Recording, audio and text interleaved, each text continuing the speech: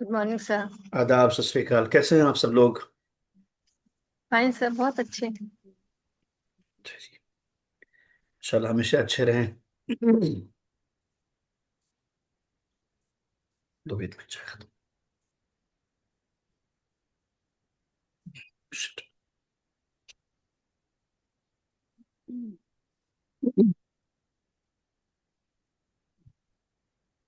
Can I start?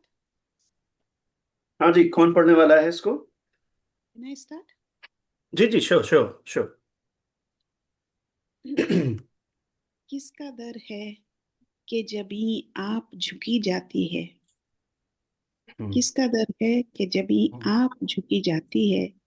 दिले खुददार तेरी आन मिटी जाती है। आरज़ू दिल की जवानी में मिटी जाती है। हाय क्या शम्मा सरे शाम बुझी जाती है। दोनों नहीं दो। तुम क्या जो बात है। आंखों दोनों। तुम जो उसको और आपके साथी लोग पढ़ देंगे। मैं पहले इन हाँ दो शेरों में बात कर लूँ, उसके बाद आगे बढ़ते हैं, ठीक है? श्योर या सॉरी। मतलब आज का ये है। मतलब मीन्स ये जो किसी भी गजल की शुरुआत होती है, पहले दो मिसरे जो होते हैं जिस कॉल्ड मतलब। पता नहीं, कभी मैंने डिस्कस किया नहीं किया इस लफ्ज के बारे में, मतलब के बारे में। मतलब किसी नहीं भी सर, कसीदे, नहीं। गजल या किसी भी कलाम का जो पहला, जिसे या शायद बॉलीवुड की जबान में मुखड़ा कहते हैं। I am correct, I don't know. मुखड़ा, अंतरा, इस तरह की बात बोलते हैं। तो मैं आज तक ये नहीं समझा कि मुखड़ा और अंतरा पहले और दोनों मिसरे होते हैं, दो लाइनें होती हैं, या दो शेर होते हैं शुरू के। I am not no sure. मुकड़ा मुकड़ा इज टू शेयर मतला जिसको आप कह रहे हैं। हाँ एंड हाँ हाँ। अंतरा इज द फर्स्ट स्टेंसा। उसके हाँ, बाद इट्स सब ओके इट्स ओके, ठीक है ठीक है। सो हम बात कर रहे हैं पहले इस दो मिसरे की, विच इज कॉल्ड मतला इन पोएट्री, टर्मिनोलॉजी। और मतला भी दरअसल बहुत खूबसूरत लफ्ज इस सेंस में है कि इसका जो रूट है वो तुलू है। तोए लाम एन, तोए लाम वाव एन, तुलू। और तुलू के माने होते हैं सनराइज के। ठीक है। तो सनराइज कहते हैं तुलू को, यानी जहां से सूरज निकलता है उस निकलने वाली जगह को मतला कहा जाता है। और वो जो निकल रहा है सूरज, यानी सनराइज जो हो रहा है, उस होने को तुलू कहा जाता है। ठीक है। ये प्योर अरेबिक टर्म है। इस तरह के जितने भी अल्फाज आपको कभी भी टकराए हैं जो नॉर्मली मीम से ही शुरू होते हैं, ठीक है, वो उन सब का मतलब किसी चीज की जगह या उसका वक्त होता है। सर जैसे तुलु मस्जिद में है। जैसे तुलु में मस्जिद है। जगह हाँ जी जी, तुलु मीन्स होती उगना, उसका उसका सनराइज। मतला माने होता है उसके सनराइज की जगह, जहां से सूरज निकल रहा है, उसे मतला कहा जाता है बेसिकली। वो लफ्ज वहां से उठा के पिछले 3 सदियों से ज्यादा हो गया, बल्कि उर्दू में सिर्फ आप कहें कि 18वीं सदी से अब तक। बाकी पर्शियन में तो 1000 साल हो गए इस लफ्ज को इसी सेंस में। आई मीन लिटरेचर के कॉन्टेक्स्ट में जब बात करते हैं तो ये लफ्ज आता है किसी भी कलाम, किसी भी गजल, किसी भी कसीदे की शुरुआत के पहले दो मिसरे मतला कहलाते हैं। यानी यहां से इस पर्टिकुलर कलाम का सूरज सनराइज कर रहा है इस जगह से। सेंस ये है इसका, ठीक है। Beautiful very beautiful. तो ये है। तो मैंने कहा कि इस तरह के जितने भी ढेरों अल्फाज हैं नॉर्मली मीम से ही शुरू होते हैं, और चार हरफ हैं उसके अंदर, उसमें कहीं एक आध ग्राम आई मीन जेर जबर का फर्क हो सकता है, मगर उन सब का मतलब या किसी चीज की जगह होता है, या अ, किसी चीज का वक्त। जैसे मैंने मिसाल दी मस्जिद यानी सजदा करने की जगह, मतला यानी तुलू होने की जगह, सनराइज की जगह जहां से निकल रहा है सूरज, उसे मतला कहते हैं। इस तरह के जितने भी अल्फाज आपके जहन में हैं जो यूज होते हैं हमारी आम भाषा में, बट हैं बेसिकली अरबिक वे अल्फाज वो। तो वो एक पूरी, उसके पीछे एक पूरी कहानी है ग्रामर की, जिसका यहाँ मौका नहीं है। इस तरह से ये लफ्ज बनता है, ठीक है। तो फरमाते हैं किसका दर है कि जबी आप झुकी जाती है। ये किसका दरवाजा है ठीक है, कि जहां पर आदमी की पेशानी या इंसान का माथा और जो फोरहेड है हमारा, वो खुद ब खुद झुका जाता है। मतलब उसके लिए इरादा करने की जरूरत नहीं है, आपके अंदर से आवाज आएगी कि सर झुका लो। ये बहुत ऊंचा मकाम है। ठीक है। किसका दर है कि जबीं आप झुकी जाती है, दिले खुद्दार तेरी आन मिटी जाती है। खुद्दार दिल समझ रहे हैं? Yeah, जो दिल। बहुत गैरतदार होते हैं, जो बहुत स्वाभिमानी किस्म के लोग होते हैं, उन्हें कहा जाता है खुद्दार आदमी है बहुत, किसी के हम्म, सामने हाथ नहीं फैलाते। ठीक है ना? उसे तो दिल खुददार भी जो है ना, वो भी ये महसूस कर रहा है कि इसकी जो आन बान शान थी सो कॉल्ड अभी तक, कि मैं किसी के सामने नहीं झुकूंगा और ये नहीं करूंगा वो नहीं करूंगा, ये दरवाजा वो है जहां खुद ब खुद इंसान जो है वो झुकता चला जाता है। ठीक है। हम्म,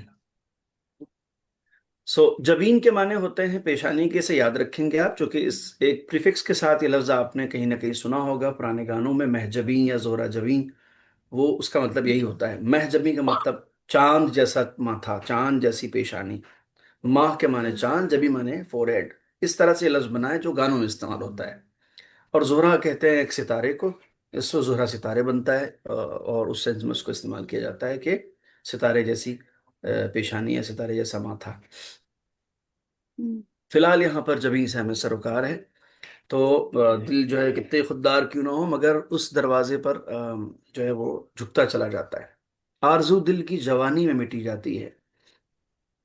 आरजू दिल की जवानी में मिटी जापान। जाती है। हाय क्या शमा सरे शाम बुझी जाती है। आप समझ रहे हैं? असल में बात यह है कि जब दीप जलाए जाते थे किसी जमाने में, शाम होते ही दरवाजों पर लालटेन या एक वो शीशी में तेल डाल के डिबरी टाइप की चीज रखी जाया करती थी गांव देहात में, हम्म, ये शमा जलाई जाती थी रोशनी के लिए।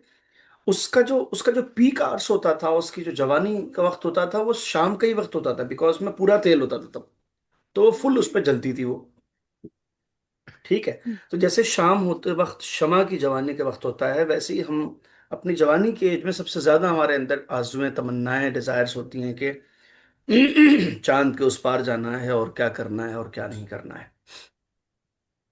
एक हम्म, इंसान वो है कि जो एक ऐसे रास्ते पर चलने लगता है कि वो ऐन जवानी में, ठीक है ना, अपनी जिंदगी के एकदम पीक पे, जब सारी विशेज और डिजायर्स और आरजुएं, तमन्नाएं सातवें आसमान पे होती हैं, उस वक्त उसने ये तय किया कि देयर इज नो डिजायर, कोई विशेष नहीं, कोई लग्जरी नहीं, कुछ नहीं, ना मुझे ये पाना है ना मुझे ये करना है, मुझे तो बस साधना करनी है, मुझे तो ये जिंदगी गुजारनी है।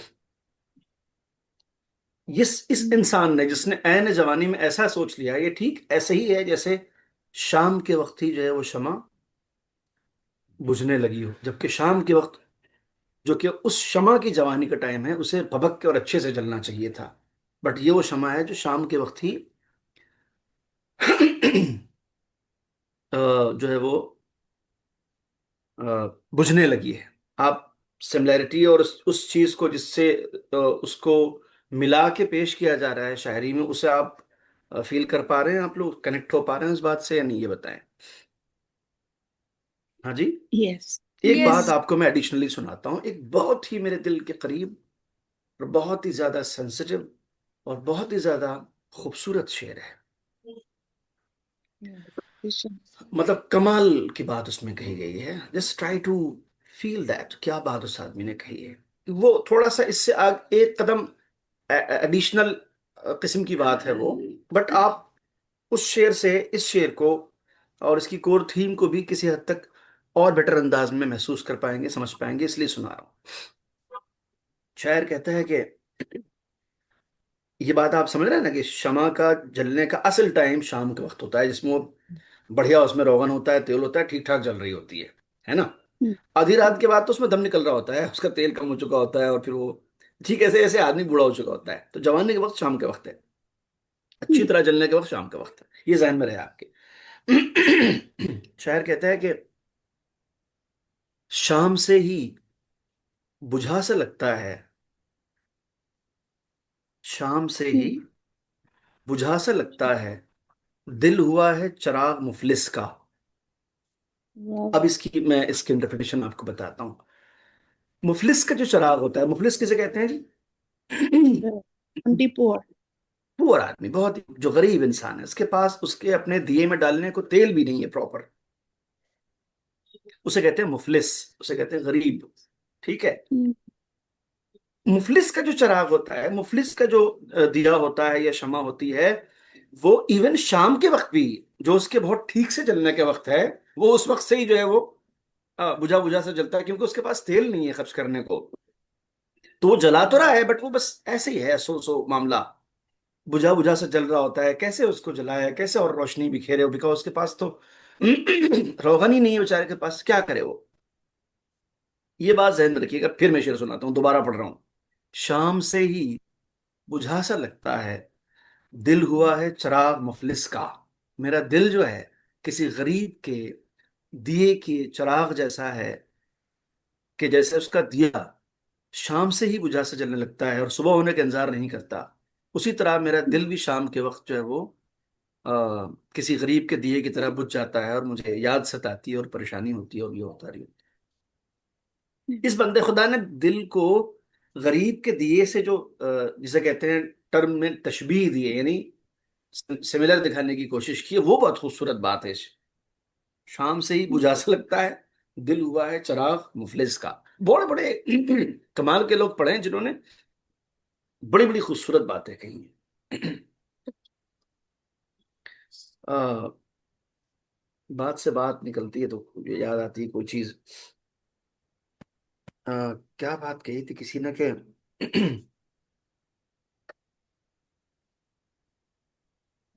अ, याद आएगा तो बताऊंगा। वो एक मिसरा याद आ रहा है, दूसरा मिसरा याद ही नहीं आ रहा है। और वो खराब बात है वो, कि मैं ऐसे उसको सुना दूं। और हाँ, शाम होते ही चिरागों को बुझा देता हूँ। देखिए इसी इसी थीम पर है ये भी। शाम होते ही, देखिए क्या बात कही, एकदम नए ढब से, नए एंगल से। शाम होते ही, ये अजीब ही आदमी है, डेयरिंग। शाम को लोग चिराग जलाते हैं या बुझा देते हैं भाई साहब? फरमाते हैं कि शाम होते ही चिरागों को बुझा देता हूँ, दिल काफी है तेरी याद में जलने के लिए। देखिए क्या क्या कमाल के लोग हैं, मतलब यानी बिल्कुल अलग ही अप्रोच है इस शेर में बात कहने की, कि मुझे चिराग जलाना ही नहीं है, मेरा दिल जल रहा है, काफी है ना, काफी उजाला है मेरे अंदर। शाम होते ही चिरागों को बुझा देता हूँ, दिल ही काफी है तेरी याद में जलने के लिए। खैर, तो बात यहां से शुरू हुई थी साथियों, कि आरजू दिल की जवानी में मिटी जाती है।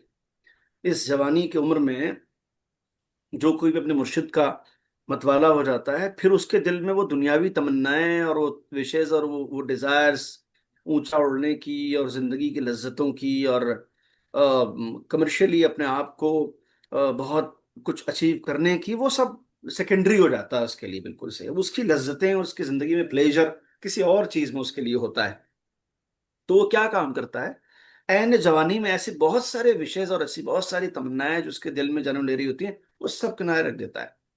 ये ठीक ऐसे ही है जैसे किसी इंसान ने ठीक शाम के वक्त जब उसकी शमा अच्छे से जलना चाहिए थी, बुझ के चलने लगी है, वैसे ही हमारी तमन्नाओं का हाल है जवानी के आलम में, अगर हम ऐसा करते हैं तो। ये बात इस शेर में कही गई है। एक मतले के बाद ये दूसरा वाला जो है, इसको हुस्न मतला कहते हैं। क्या कहते हैं इसको? आप नोट उसने करें कि मतलब ये दूसरा शेर जो है ना, ये भी मतलई है। इसके दोनों मिसरों में काफिया लतीफ है। वरना शेर में आप देखेंगे, शेर में आपको पहले मिसरे में काफिया लतीफ नहीं मिलेगा, दूसरे मिसरे में मिलेगा। जो राइमिंग वर्ड है, जो अनचेंजेबल लास्ट पोर्शन है जिसे रदीफ कहते हैं, वो आपको शेर में नजर आएगा दूसरे मिसरे में। बट आप देखिए इसके दोनों मिसरों में राइमिंग वर्ड भी है और वो रदीफ भी है, जो चेंज नहीं होती। आप देखें, झुकी, मिटी, मिटी, बुझी, राइमिंग वर्ड्स आ रहे हैं, और जाती है दोनों। तो इसे कहते हैं हुस्न मतला, या इसका दूसरा नाम है मतला सानी। सानी अरबी में कहा जाता है सेकंड को, यानी दूसरा मतला। एक मतला हो गया, दूसरा मतला।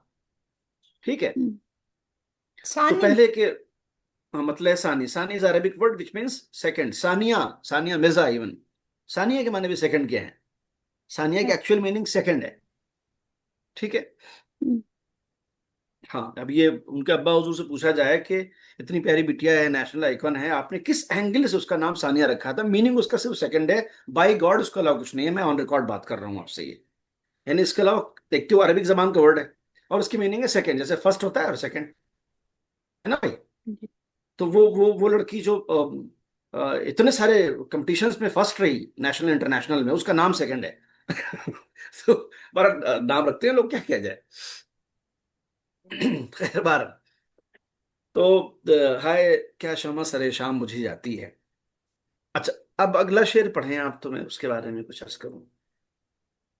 मैं पढ़ लूं? हाँ हाँ, कोई भी पढ़ें। तुम जो आंखों से पिलाओ तो मुझे क्या तुझे है, तुझे भी तुझे नहीं, बुझे। बुझे प्यास। तुम जो आंखों से पिलाओ तो बुझे भी बुझे भी है कुछ प्यास। प्यास। जाम ओ मीना, जाम ओ मीना से कहीं तृषा लबी तिश्ना जाती। तिश्ना। तृष्णा, तृष्णा लबी जाती है। जी, इस शेर को हम इस पे बात कर लें जब पेज थोड़ा सा आगे जाएगा, तब हम दूसरे शेर पे बात करेंगे, ठीक है। तुम जो आंखों से पिलाओ तो मुझे भी कुछ प्यास, जामो मीना से कहीं तिश्ना लबी जाती है। एक बात आप लोग ये बताएं कि जब शेर आप पढ़ते हैं या मैं पढ़ता हूँ, यदि कोई भी हम में से जब शेर को सही तरह हम अदा कर पाते हैं, तो कभी कभी नहीं लगता कि बहुत ज्यादा जरूरत नहीं है इंटरप्रिटेशन की, बात समझ में आ गई। जी ऐसा है कि यस नहीं? सर। सो जी जी। जो की है वो ये है, किसी भी जबान का, और उसे हम खाली ठीक तरह पढ़ सकें तो भी काफी हद तक मामला आसान हो जाता है। थोड़ा सा उर्दू फारसी में, इवन अरबिक में तो इससे कहीं ज्यादा, बड़ी ज्यादा इंटेंसिटी के साथ ये मसला लागू होता है कि अगर कहीं किसी इजाफत में, जेर जबर में हमने गलती कर दी, तो फिर सब लोग बड़ा हो जाता है। वो जितना आसान है ना पढ़ के, सही पढ़ के समझना, उतना ही ज्यादा कॉम्प्लिकेटेड हो जाता है। ठीक है, उतना ज्यादा मुश्किल हो जाता है। कोई लफ्ज लफ्ज तो लिखा है, मान लीजिए किताबचा, और हमें उर्दू अल्फाबेट आते हैं, और लफ्ज लिखा हुआ है किताबचा यानी बुकलेट। हमने उसको पढ़ लिया कुत्ता बच्चा। अब हम कुछ कर लें कुछ होगा नहीं है, वो वही रहेगा। बिकॉज वो जो हलफ हमने गलत पढ़ा है वो भी ऐसे ही लिखा जाता है, उसका कुछ और इमला नहीं है, उसका डिक्टेशन भी सेम है। डिफरेंस ये है कि उसमें कोई स्पेस नहीं होता, और कुत्ता बच्चा में एक स्पेस होता है। तालक चला, कौन इतना ध्यान दे रहा है, किताबचा लिखा था कुत्ता बच्चा पढ़ लिया, है ना। या आई मीन अबाबील नाम है एक चिड़िया का, जिसका कुरान में भी जिक्र है, उसको एक भले आदमी ने अब्बाबैल पढ़ लिया उसको, तो उसमें कुछ कर नहीं सकते, है ना। तो ये मामला है जरा सा जो कॉम्प्लिकेटेड है उर्दू जुबान में। बाकी तो जाहिर है कि बहुत ही दिल के करीब है, और कहीं ना कहीं हमारी जो सभ्यता और तहजीब है उसमें इनबिल्ट है। अगर हम उसे रिडिस्कवर करें ठीक से, तो जबान हमारे साथ साथ है ये। तुम जो आंखों से पिलाओ तो मुझे भी कुछ प्यास। अब एक मुरीद है जो मुर्शिद से कह रहा है कि मेरी जो प्यास है सरकार मेरे, वो आपकी आंखों से जो बुझ सकती है। ये जो जाम मीना वाली बातें हैं कि ये जाम है और इसके अंदर शराब है और ये है, इससे तृष्णा लबी नहीं जाती है। तृष्णा यानी प्यासा, लबी आता है लब से यानी प्यासे होंठ, ठीक है नहीं। तृष्णगी के माने होते हैं प्यास, और तृष्णा माने होता है प्यासा। तृष्णा लबी यानी होठों का प्यास। प्यासा इंसान, ठीक है ना। तो अ, ये जो प्यास है ये दरअसल उस पानी से, शराब से या दुनिया की चीजों से जाने वाली नहीं है। ये प्यास जो है वो इस चीज की है कि मेरी आंखें मेरे मुर्शिद से चार हो जाएं किसी तरह।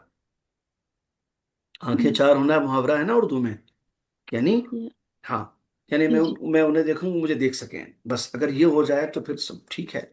बाकी तो अ, सब चीजें सेकेंडरी हैं। मेन बात ये है कि हमारी जो रूह की प्यास है वो इसी से बुझती है कि हम अपने मुर्शिद को देख पाए। कहते हैं कि अपने आंखों के समंदर में उतर जाने दे। सुन रहे हैं आप लोग शेर? क्या? अपनी आंखों के समंदर समंदर में। में उतर जाने दे, तेरा मुजरिम हूं मुझे डूब के मर जाने दे। क्या बात ठीक है। या हमारे पड़ोसी देश में एक शायरा थी खातून, ये हमारी क्लास में ख्वातीन ज़्यादा हैं इसलिए देखें कि फेमिनिज्म या फेमिनिज्म नहीं कहना चाहिए, वो एक पूरी एक अलग पूरी आइडियोलॉजी, मतलब आई मीन जो औरतपन है उसको जब शेर में कोई बहुत ही बड़े किस्म की शायरा डालती है, तो वो जिस फोर्स से इमोशंस आते हैं, एक मर्द बहुत बड़ा शायर हो के भी उस एंगल से नहीं देख सकता उस बात को, उसको नहीं कह सकता उस बात को। उसके लिए पहले उसको मतलब दूसरा जन्म लेना पड़ेगा दूसरे जेंडर में, तब जाके शायद वो ऐसा कर सकता है। अदरवाइज क्या बात कही है उन्होंने, इससे याद आ गया मुझे। वो कहती हैं, डेथ होगी बेचारी की, आई मीन 35-40 के अंदर ही अंदर, मगर 3-4 किताबें उनकी शेरों की, बड़ी शायरा थी उर्दू की, इंटरनेशनल लेवल की। उसका नाम है परवीन शाकिर, शायद मैंने पहले भी जिक्र किया है आप लोगों से। ये basically she was from Patna ना, उसके बाप यहीं से गए थे, पटना से। सो कहती है कि वो अश्क बन के मेरी चश्मे तर में रहता है, क्या बात यानी मेरी नम आंखों में रहता है आंसू बन के, वो है। अश्क बन के मेरी चश्मे तर में रहता है, अजीब शख्स है पानी के घर में रहता है। ठीक है, ये उसका शेर है। Very beautiful. जी। तो वन ऑफ माय तुम फेवरेट जो शेर। आंखों से पिलाओ तो बुझे भी कुछ प्यास, जामो मीना से कहीं तृष्णा लबी जाती है। ये दुनियावी चीजें जो है ना, इससे मेरी प्यास बुझने वाली नहीं है, मुझे तो मेरे मुर्शिद का दीदार दरकार है। वो अगर हासिल है तो प्यास बुझेगी, नहीं हासिल है तो मेरी रूह की प्यास जो है वो बुझने वाली नहीं है। कहने का मतलब ये है। आगे चले हम्म, साथियों। जी।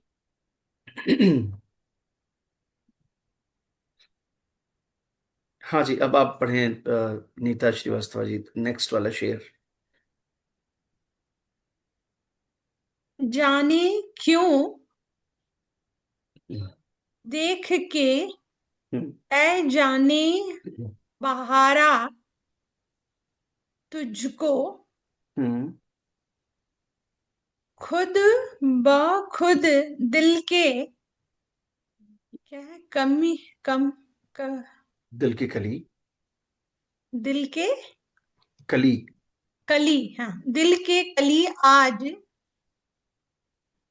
फूल, आज खली खली जाती है। खिली। नहीं, मतलब खली तो जी है पंजाब में, ये है खिली।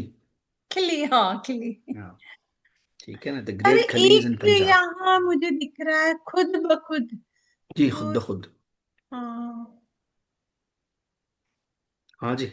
इसमें तो इन्होंने एक बड़ी इनायत ये की है कि इन्होंने खिली में एक जेर भी लगा दिया है, वरना मतलब you know they keep us गेसिंग के आप इसे खुली पढ़ें या खली पढ़ें या खिली पढ़ें। खिली पड़े हैं। कॉन्टेक्स्ट और लफ्ज को with in a second decide करना है, टाइम भी नहीं ज्यादा हमारे पास। यानी ये शोएब तो अख्तर आपने की सही गेंद कहा। से भी कम टाइम हमारे पास है। ये डिसाइड हाँ, करना होता है जब उर्दू पढ़ते हैं हम, कि भैया ये खिली है, ये खली है, ये खुली है। तीनों लफ्ज ऐसे ही दिखेंगे आपको, जेर जबर किसी में नहीं लगाया जाता, ये यहाँ लगा दिया इन्होंने, आमतौर पर लगाया नहीं जाता है। एटलीस्ट इस तरह के प्योर हिंदुस्तानी अल्फाज पे तो बिल्कुल नहीं लगाते। कभी कभी किसी गाढ़े से अरबी फारसी के लफ्ज पे जो कीवर्ड की हैसियत से बीच में आया और लगा भी देते हैं, अदरवाइज इस पे तो नहीं लगाते। तो इनकी मेहरबानी है जो लगा रखा है इन्होंने। अच्छा जी, हम्म, जाने क्यों देख के है जाने बहारां तुझको। एक तो होता है बसंत, एक होता है बसंत की जान, एक है बहार और एक है बहार की रूह, द स्पिरिट ऑफ स्प्रिंग। ठीक है ना। सो स्प्रिंग आती है, बहार का मौसम आता है, हरे पत्ते आते हैं दरख्तों पे और नए फूल आते हैं, कलियां खिलती हैं, सब होता है। बट कोई कोई ऐसा इंसान होता है, कोई ऐसा शख्स होता है, कोई ऐसी शख्सियत होती है जो हमारे लिए उस बहार से भी कहीं ज्यादा अहम होता है। आई मीन उसके दम से हम सोचते हैं कि बहार है, अगर वो नहीं है तो ये बहार भी नहीं चाहिए मुझे, है ना। तो उस हम्म, इंसान को जाने बहार कहा जाता है। यहां पर जाने बहारां कहा गया है, यानी एक दो बहार नहीं, बहुत सारी बहार और बहुत सारे बसंतों की जान। ठीक है ना। जी जी। वो कौन है? ऑफ कोर्स मुर्शिद है। मुझसे। जाने क्यों देख के ऐ जाने बहारां तुझको, खुद ब खुद दिल की कली आज खिली जाती है। Should I interpret it? इसके बाद भी आप देखें ना, जो जो तशबीह है, तमसील है, मैं आपको कैसे बताऊं, उसका इक्विवेलेंट मेरे जहन में है। जिस चीज़ से सिमिलैरिटी उसकी दिखाई जा रही है शेर में, अ, उसका जो शेप है कली का, बर्ड का, और जो दिल का है समहाउ, यानी सुनार से ज्यादा बारीकी वाला काम करते हैं कई दफा शायर लोग, मतलब आप उनके किसी लफ्ज को चैलेंज नहीं कर सकते हैं कि साहब यहां पर इसी रिदम में एक और लफ्ज है जो कि आ सकता था, आप ला दीजिए। मे बी रिदम ठीक हो सकता है मगर मफहूम ठीक नहीं होगा, मीनिंग ठीक नहीं होगा। या अगर मीनिंग भी ठीक हो गया तो वो लफ्ज इतना खूबसूरत टाका नहीं जाएगा इससे कि जो जो लफ्ज यहाँ टाक रखा है जिस तरीके से इन्होंने, है ना। जैसे कहा जाता है कि आई मीन खवातीन को कलर कॉम्बिनेशन बहुत पता होता है, ठीक है ना। ला हम लोग को तो कलर के नाम भी नहीं याद होते हैं, और वो हजार कलर के नाम गिना देंगे, उसका कॉम्बिनेशन बताएंगे ये इसके साथ यहाँ पर ये वाला टाका जाएगा, यहाँ पे यूं होगा। मतलब man can not even imagine, वो लोड ही नहीं लगा कि यार ये क्या हुआ मतलब। तो भैया ये उस शहर का ही काम है, वही जानता है उसने कैसे ये काम किया है, दूसरा आदमी उसको कह भी नहीं सकता कि ये आपने कैसे किया है। उनको पता है यहाँ पर कली का लफ्ज लाना है, ठीक है ना, और उससे पहले दिल का लफ्ज लाना है, और दिल और कली में शेप वाइज क्या सिमिलैरिटीज हैं, जबकि अगर वो नबी हो तो भी बात मुकम्मल है।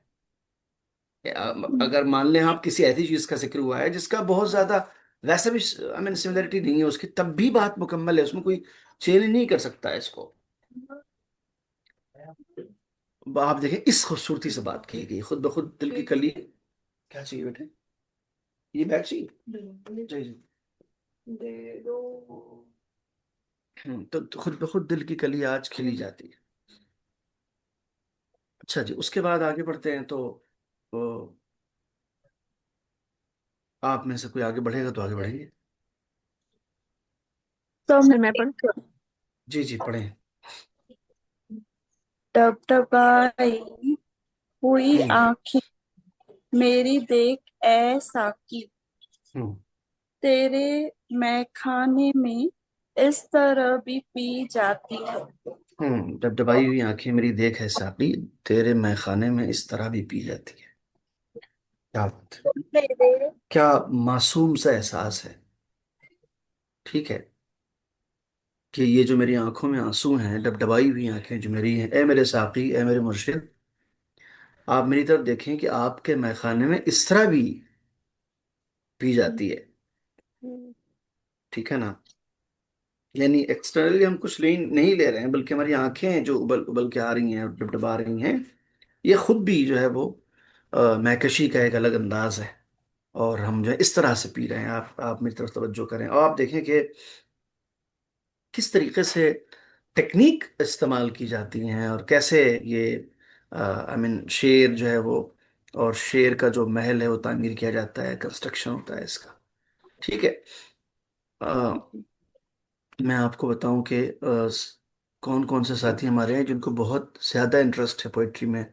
सेठी जी हैं, मन्ना तेजी जी हैं, और सभी लोगों को बहुत ज़्यादा पोइट्री में इंटरेस्ट है। बट मैं उसकी टेक्निकल बात चूंकि शेयर करने जा रहा हूँ, जो लोग शेर बहुत ज़्यादा पसंद करते हैं सुनना या थोड़ा बहुत कभी हाथ आजमाते हैं, उनके लिए बता दूं।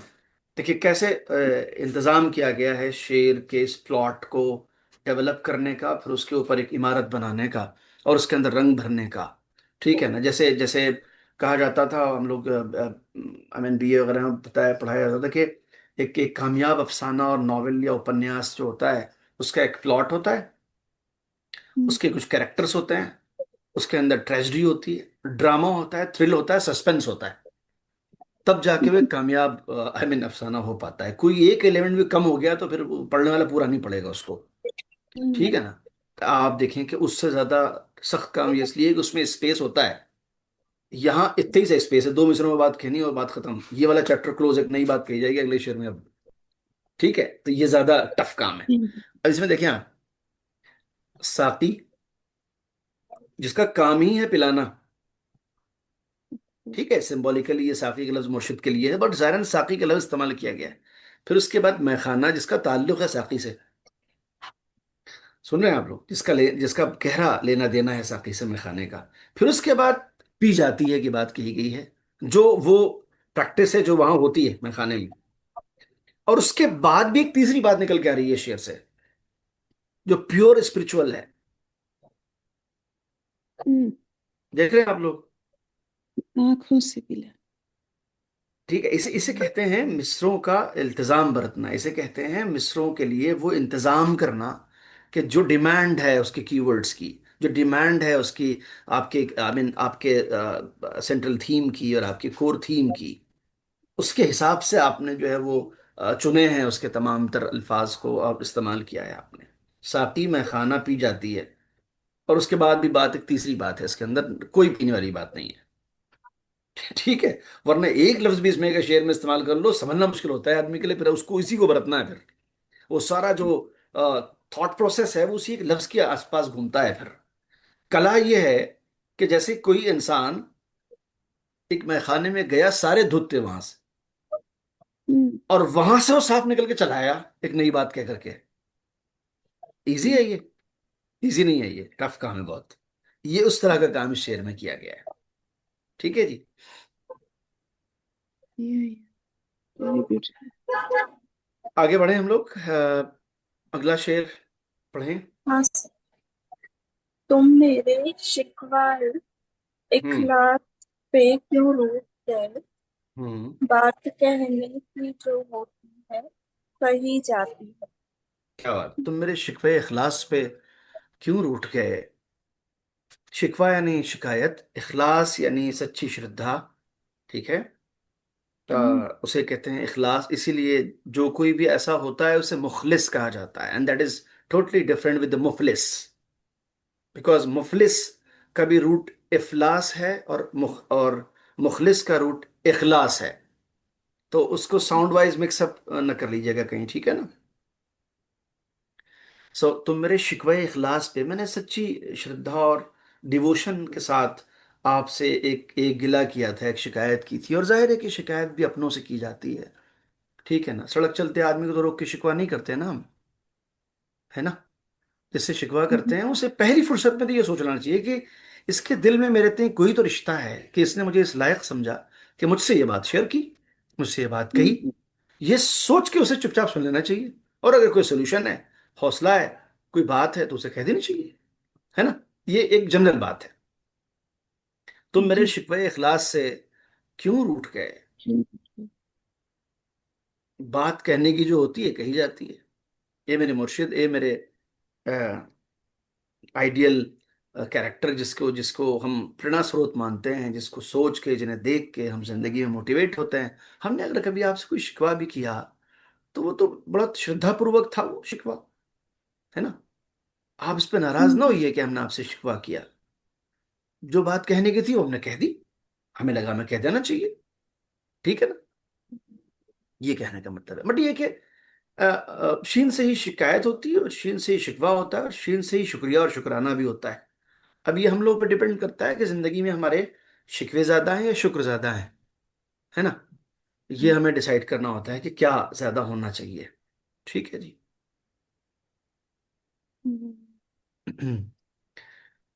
बात कहने की जो होती है कही जाती है।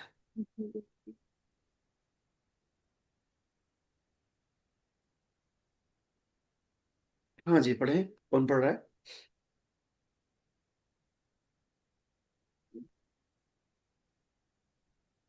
सर मैं पढ़ती हूँ। जी। फूल फूल खिलता है गुलिस्ता में, तो सदा आती है हम्म। सदा। हम्म। जिंदगी जिंदगी मौत मौत से से नजदीक हुई जाती है। नजदीक। तो आप ये देखें किस कदर बारीक सी बात है, और बिल्कुल ही फ्रेश परसेप्शन है इसमें जो दर्शाया गया है। फूल खिलता है गुलिस्तान में, तो आती है सदा। बहुत सारी चीजें जद में आ जाएंगी अगर इस शेर को हम दिल से लगा लें तो। और बहुत सारी हमारी सोशल कस्टम्स और प्रैक्टिसेस की हवा निकल जाएगी अगर इस शेर पे हम थोड़ा ध्यान दे लें तो। फूल खिलता है गुलिस्तान में, तो आती है सदा। जिंदगी मौत से नजदीक हुई जाती है। ठीक है। अब एक पेड़ है, और एक उसके बाद एक हल्का सा उसमें बूटा है, और उसके बाद फिर उसमें पत्तियां हैं, और उसके बाद फिर वो एक आई मीन हल्का सा एक वो कली है, और फिर वो कली बड़ी होती है, और कली फिर इस हद तक मैच्योर और इतनी बड़ी हो जाती है कि अब इसको फूल में तब्दील होना है। ठीक है। अब वो जब फूल में तब्दील होता है, तो जाहिरी तौर पर लगता है कि अब ये जो है वो उस मंजिल पर है कि अब इसे जाहिर है कि लोग फूल कहेंगे। एक एंगल ये है कि अब यही चीज अपनी उम्र को गुजार चुकी है, अब ये मौत से नजदीक है, यानी फूल होते ही इसका खात्मा है। यू गॉट द पॉइंट और नॉट? Yes, Mali very. जो है अब इस फूल को चुन लेगा, ठीक है। तो गया एक एक तरफ तो ये है कि ये अपने शबाब पर है और यही एक्चुअल इसकी पोजीशन है जो खूबसूरत लगती है या इंसान उसे हासिल करना चाहता है, सूंघता है, तोड़ता है, जो भी है। बट एक एंगल ये है कि भाई ये जो है अपनी जिंदगी और अपनी उम्र को गुजार चुका है ये फूल, और अब ये इसकी जिंदगी खत्म होने वाली है। इसका भी ध्यान में रखना चाहिए हमें। फूल खिलता है गुलिस्तान में तो आती है सदा, जिंदगी मौत से नजदीक हुई जाती है, अब इसका खात्मा है। मैं कई दफा आ, कहीं कहता हूँ तो लोग कहते हैं कि ये तो बिल्कुल वैसी रूढ़ी वाली बातें हैं, रूढ़िवाद वाली बातें हैं और नेगेटिव परसेप्शन है, या मतलब बात ये नहीं है। हमसे ज्यादा जॉयफुल कौन रहता होगा, हर हाल में मस्त मगन, जो थोड़ा सा भी शायराना मिजाज रखते हैं या सूफी लिटरेचर में उनका दिलचस्पी है। बट बात यह है कि ये सच्ची बात है। फला साहब जो है आज मान लीजिए, भाई वाह आज तो भाई 51वीं उनकी बर्थडे है। बहुत खूबसूरत बात है ये। पहला मेरा टेक इस पे यह है कि पहले तो भाई साहब आप जो दुनिया में है उसमें आपका कोई कंट्रीब्यूशन नहीं है, ना आपका प्लान था, ना आपका इरादा, ना आपकी कोई कोशिश, ठीक है ना। ऐसी चीज जिसमें हमारा कोई कंट्रीब्यूशन नहीं, मैं काहे के लिए सेलिब्रेट करूं भाई साहब। माँ बाप की दुआएं चाहिए, वो यूं भी मिलती रहेंगी और मिलेंगी चाहने वालों की। ये जो वेस्टर्न कंट्रीज से प्रमोट किया गया है इसको सेलिब्रेट करने के लिए सिलसिला, एक एंगल ये है कि इसकी जिंदगी का 1 साल और कम हो गया। जो भी जितनी उम्र से मिली हुई है, आज इसकी जिंदगी का 1 साल और गुजर चुका है। यानी इसके कोटे में अगर 60 साल हैं, 65 साल हैं, 70 साल हैं, तो भैया आज उसने उसमें से 51 तो खर्च कर लिए। यानी इस शेर के पेश नजर वो अपनी मौत से थोड़ा एक कदम और नजदीक हो गया। तो एक एक रुख ये भी है कि उसने अपनी जिंदगी के इतने साल बिता दिए, अब बहुत कम बचे हैं। अब इसको आप कभी भी लागू कर लीजिए, जवानी में, बचपन में, जब भी। तो जितना बड़ा आपका आई मीन हमारे हिस्से का पीस है और वो पोर्शन है उम्र का, जिंदगी का, वो गोया श्रिंक होता जा रहा है दिन ब दिन। हम जो कि सच्चाइयों से और इस एंगल से बेखबर हैं, हम उसे सेलिब्रेट कर रहे हैं, जबकि ना हमारे आने में हमारा अख्तियार था, ना हमारा जाना हमारी ख्वाहिश के मुताबिक होगा। You are getting my point? यानी क्या मतलब, ना हम अपने प्लान से आए हैं, भाई चल रहे हैं इधर दुनिया में, चल रहा है, देख के आते हैं वहाँ क्या चल रहा है, ऐसे आए हैं दुनिया में। ऐसे तो नहीं है ना, है ना। एक एक एक, एक प्रोसीजर है क्रिएटर का, उस प्रोसीजर को तय किया गया, उसके बाद हम दुनिया में आए। अच्छा भाई ठीक है, जिंदगी हमारी है और हाथ पैर हमारे हैं, सब कुछ हमारे हैं। मूड है हमारा चले जाए वापस। न धर्म अलाउ करता है, ना लॉ अलाउ करता है, ना मोरालिटी अलाउ करती है, ना कोई चीज इसको अलाउ करती है कि आप ऐसा कर सकें। मगर पूरी लाइफ में एक 70 और 60 साल की एवरेज सोशल लाइफ में, एक्टिव लाइफ में आई मीन, हम कभी ये बात नहीं सोचते कि भैया जिसे हम बिल्कुल प्योर अपनी प्रॉपर्टी समझते थे वो भी हमारी है नहीं। किसी ने भेजा तो चले आए, तो कोई बुलाएगा चले जाएंगे। ना आना अख्तियार में है, ना जाना हमारी ख्वाहिश के मुताबिक है। हमारा मूड हो रहा है अभी से इस्तीफा देते हैं लाइफ से, चल रहे हैं यार वापस, वापस जमा हो जाते हैं वहीं पे। अलाउ नहीं है ऐसा भाई साहब। आप अपनी मर्जी से ना आए थे, अपनी मर्जी से जा सकते। आप किसी की अमानत हैं कि कोई आपका मालिक है, कोई आपका खालिक है। किसी ने आपको जिंदगी की कुछ बरस अमानत के तौर पे दिए थे कि यदि आप इसका सदुपयोग करते हैं या दुरुपयोग करते हैं, उसके हिसाब से आपसे बर्ताव होगा भाई साहब। अब देख लो, आप सांसें दे दी हैं, आपको हाथ पैर दे दिए, आंख नाक दे दिए हैं, ये लॉजिस्टिक्स हैं, ये सारी चीजें हैं, ये नेमतें हैं, ये दुनिया है, ये हवा है, ये पानी है। अब देख लो आप क्या करना है। इस इम्तिहानगाह में आप फेल होते हो पास, आपकी परफॉर्मेंस पे है, ठीक है। जी। सो जितना ज्यादा हम, वो हजरत अली की एक सेइंग है बहुत मशहूर, कि आदमी का हर उठता हुआ कदम मौत की तरफ बढ़ता हुआ एक कदम है। आदमी की हर सांस, माफ कीजिएगा, आदमी की हर सांस उसकी मौत की तरफ बढ़ता हुआ एक कदम है। जी इसकी एक जी, अरेबिक बहुत। उसका एक पूरा वो है, आई मीन स्क्रिप्ट है उसकी। अ, आदमी की हर सांस, यानी ये सांस जो मैंने ली, ये मेरे कोटे में अलॉट की गई सांसों में से एक सांस माइनस हो गई भाई साहब, जी। खर्च कर ली मैंने। यानी क्या मतलब, यानी ये एक सांस is equal to 1 step and I become more closer to my death, है ना। और नजदीक आया मैं अब मौत के, और नजदीक आया मैं मौत के। बट चूंकि हम मस्त मगन लोग हैं, कौन सोच रहा है इतना यार, किन बातों में पड़े हो भाई। आ, मौज ले लें, क्या ऐसे करके बोलते हैं, मजे ले लें लाइफ के। और तो ये एक परसेप्शन है। फूल खिलता है गुलिस्तान में तो आती है सदा, जिंदगी मौत से नजदीक हुई जाती है।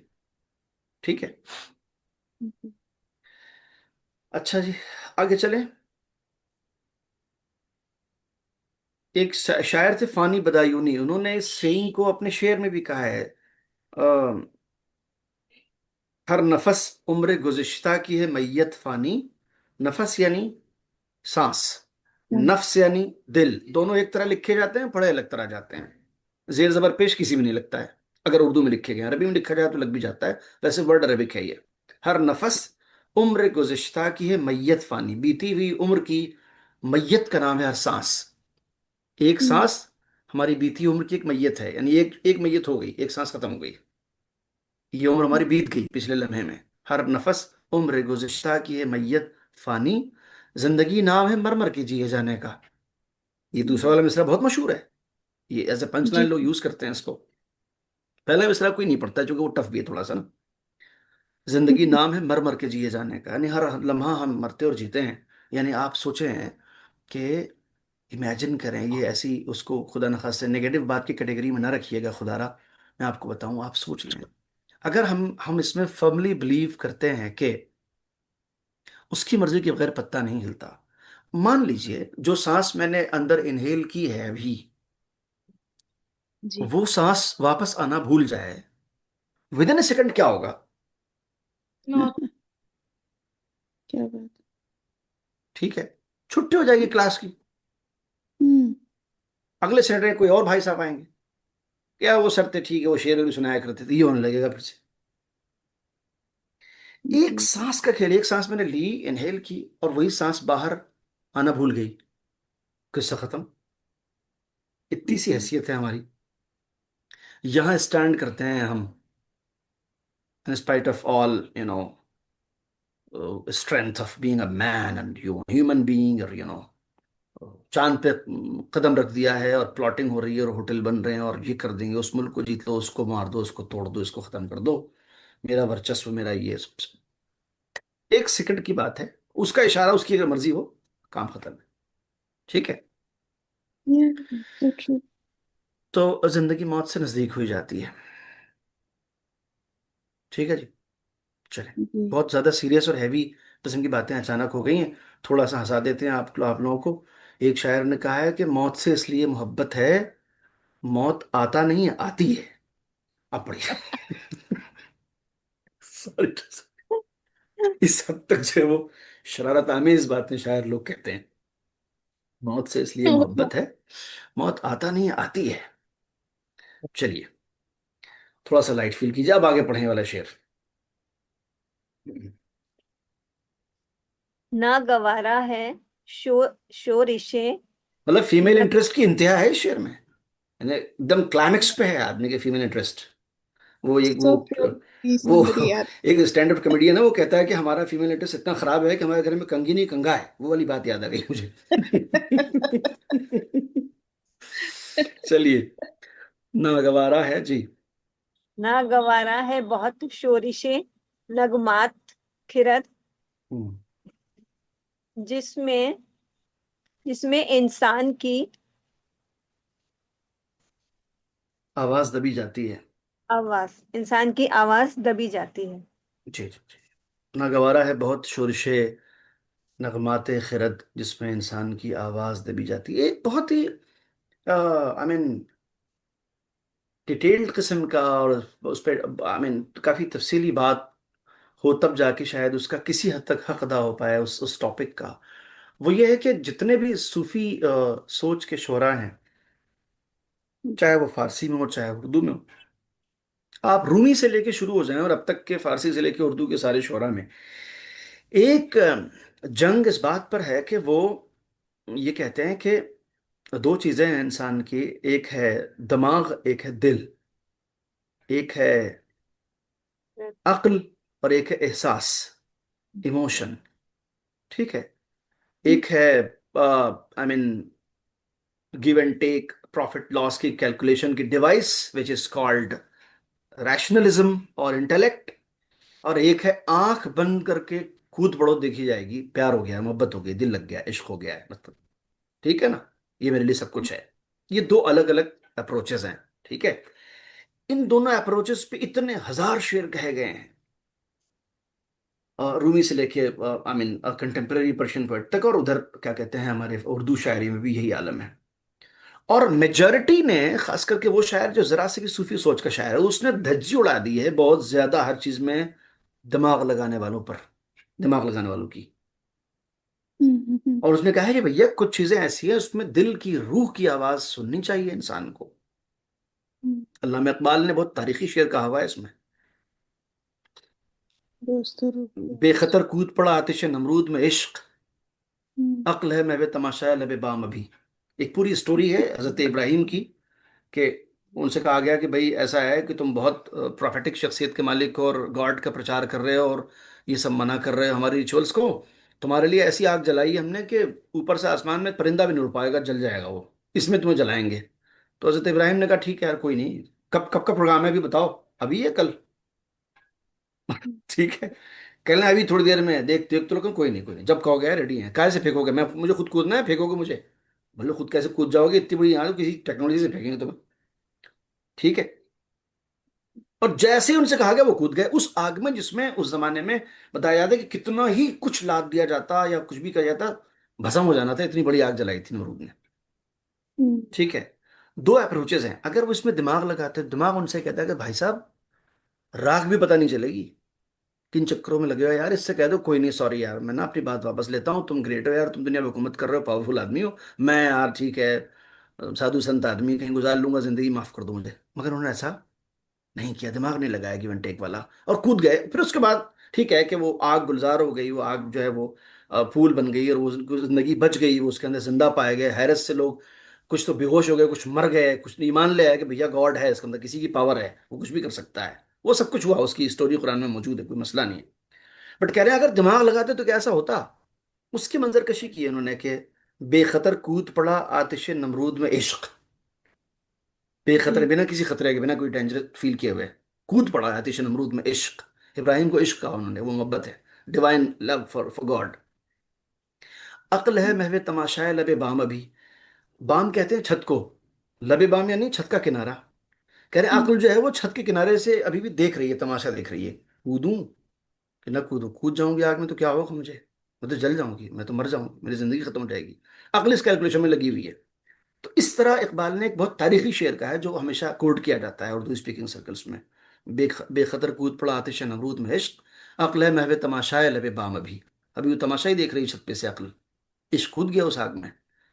आवाज देखें, नागवारा है बहुत शुरिश नगमात खिरद, खिरद के माने भी अक्ल के होते हैं। अक्ल के जो नगमे हैं, अक्ल की जो मेलोडी है और उसका जो शोर है, वो मुझे बहुत नागवार है, मुझे पसंद नहीं है। नागवार यानी मुझे पसंद नहीं, मुझे गवारा नहीं है वो। क्यों नहीं गवारा है? क्योंकि इसमें इंसान की आवाज दबी जाती है, इंसान की रूह की और दिल की आवाज यह है कि अगर उसको किसी से इस हद तक वालहाना लगाव हो गया है, मोहब्बत हो गई है, तो फिर उसके ताल्लुक से वो लॉस एंड प्रॉफिट, जिंदगी बचेगी कि जाएगी, ये होगा कि वो होगा, इफ्स एंड बट्स नहीं देखता है फिर वो। ठीक है, जबकि अक्ल ये कहती है कि नहीं भैया हर चीज में ये पहले देख लो यार, सेफ साइड क्या है अपना, फील्डिंग पहले लगा लो, लॉस एंड प्रॉफिट को कैलकुलेट पहले कर लो, है ना। तो कह रहे ये मुझे नागवारा है, नागवारा है बहुत शूरिश नगमात खिरद, अक्ल के नगमों की शूरिश। असल में शूरिश के माने होते हैं बगावत के, किसी के खिलाफ, खिलाफत के, यानी खड़े हो जाने के। तो कहने ये जो इस तरह की अक्ल की मेलोडी है ना बगावत वाली, मुझे बहुत नागवारा है। इसमें इंसान की आवाज दबी जाती है, इसमें इंसान की जो एक्चुअल आवाज है वो दब जाती है। जी जी जी। कई आपने देखा है कि वो चीज की जो दुनिया में इंसान का सबसे बड़ा शरफ है, सबसे बड़ा अचीवमेंट है, सबसे बड़ी उपलब्धि है, सबसे बड़ा जेवर है एक इंसान के लिए, वो क्या है? वो है नॉलेज, एजुकेशन। ठीक है ना। एक आई मीन क्रिटिसिज्म जो somehow to some extent valid है हाईली एजुकेटेड पर्सन के लिए, वो ये है, ऐसा कहा जाता है, इट इज प्रिज्यूम्ड कि वो कभी कभी थोड़ा एरोगेंट हो जाते हैं एक एक कॉमन मैन के लिए, एक आम इंसान के लिए। एंड दे कीप डिस्टेंस, मैं हाईली क्वालिफाइड आदमी हूं यार, तुम यार कमाल है, क्या बात कर रहे हो, है ना। ये एक क्रिटिसिज्म है जो वैलिड है पढ़े लिखे इंसानों के ऊपर। यानी कहने का मतलब है कि एक इंसान की सबसे बड़ी खूबी एक बहुत अच्छी चीज की वजह से कहीं छुप जाती है, ढक जाती है, खत्म हो जाती है, जबकि वो चीज उसे और अच्छा इंसान बनाने के लिए आई थी, जिसका नाम नॉलेज और जिसका नाम एजुकेशन है। ठीक है। तो उसी तरीके से कहीं ना कहीं हमारे खूबसूरत सी चीज अक्ल, जिससे हमें गाइडेंस मिलती है, वो कभी कभी हमारी रूह की आवाज को दबा देती है, कभी कभी हमारी उस ईमानदारी के साथ हमें समझौता करने को कहती है, कंप्रोमाइज करने को कहती है। वो हमें चालाकियां सिखाती है, वो हमें गलियारे दिखाती है, यहां से फरार कर जाओ, मैन ऑफ प्रिंसिपल्स मत रहो यार, फ्लेक्सिबिलिटी में सब कुछ रखा है। अभी दौर इनका चल रहा है, इनके साथ हो जाओ, अगला दौर आएगा, उनके लिए तालियां बजाएंगे। आई डोंट नो आप लोग समझ पा रहे नहीं मैं किस कॉन्टेक्स्ट में कह रहा हूं। ठीक है। दल बदल।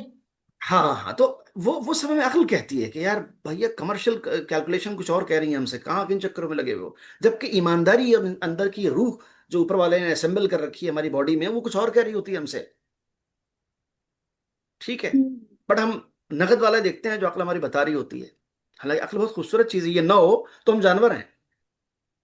Only difference between animals and human beings is thinking ability. सोचने की ताकत हमारे पास, समझने की ताकत है, अक्ल है हमारे पास। बट उसको भी एक एंगल से क्रिटिसाइज किया है शोरा ने कि भाई इसका एक नुकसान तो ही मानना पड़ेगा। ठीक है। तो नगमात खिरद में जो है वो इंसान की आवाज़ दब जाती है कहीं ना कहीं। अक्लमंदी के जो नगमे हैं, जो मेलोडीज हैं, उसमें कहीं ना कहीं इंसान की अपनी आवाज़ जो है वो दब जाती है। ये बात मुझे बहुत नागवारा है, नापसंद है, ये कह रहे हैं संत दर्शन जी महाराज। आगे फरमाते हैं कि जी पढ़ें ये वाला शेर। सुए में खाना। सुए में खाना, जरा तेज कदम रख दर्शन, हम्म तेरे हिस्से की भी औरों में बटी जाती है। हम्म। सोए मखाना जरा तेज कदम ए दर्शन, ये जो मैखाना है, ये जो दरबार है, उसकी तरफ मुझे चाहिए कि मैं जरा और तेज कदमों से आगे बढ़ूं, क्योंकि तेरे हिस्से की भी गैरों में बटी जाती है। अगर देर से पहुंचोगे तो जो कुछ वहां लुट रहा है, जो कुछ वहां बट रहा है, जो कुछ वहां दिया जा रहा है, या तो तुम नहीं पाओगे या कम पाओगे, दूसरों को मिल जाएगा तुम्हारे हिस्से का। लिहाजा जब मुर्शिद का दरबार लगा हो तो वहां हाजिरी में जल्दी करनी चाहिए, हमें जल्दी पहुंचना चाहिए उनके दरबार में। ठीक है। सोए मैं खाना जरा तेज कदम है दर्शन, तेरे हिस्से की भी गैरों में बटी जाती है। तो कौन सा सुए पहले में? आओ पहले पाओ, जल्दी आओ जल्दी पाओ वाली बात है। सर सुए सोई में, सुए सू मीन्स माने, सू माने डायरेक्शन। वर्ड्स। जी जी। सू फारसी के लफ्ज है जिसके माने होता है डायरेक्शन। हमारे छोटे से शहर जौनपुर में, लखनऊ से 200 किलोमीटर आगे, एक चौराहा है, उसका नाम है चहार सू।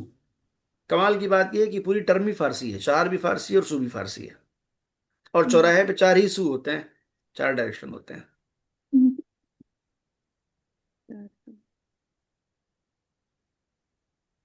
क्या बात अभी तो उसका वही नाम है, आप देखिए बदल जाएगा तो बता दूंगा आप लोगों को। है। जी जी जी।